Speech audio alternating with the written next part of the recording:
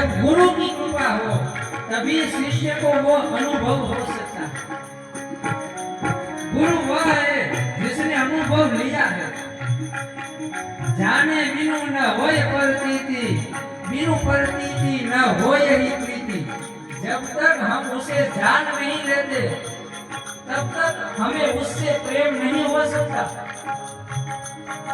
लेकिन जानने की योग्यता हमें कहाँ से आएगी? तो वह गुरु से आएगी। गुरु